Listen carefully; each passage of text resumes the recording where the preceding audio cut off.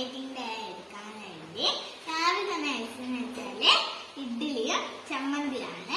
ഞാൻ ചായ കുടിക്കാത്തതിനെ കൊണ്ട് ചൂടുവെള്ളമാണ് കുടിക്കുന്നത്. ഒന്ന് കഴിച്ചു.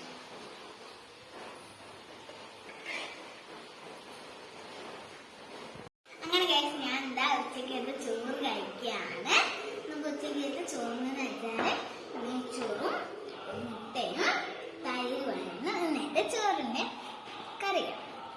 അതൊക്കെ ഞാൻ കഴിച്ചിട്ടുണ്ട്. വൈകുന്നേരത്ത് ചായ കഴിക്കാൻ പോവാണ്. മിച്ചറും ചായയാണ്. അപ്പൊ ഞാൻ കുടിച്ചിട്ട് വരാം.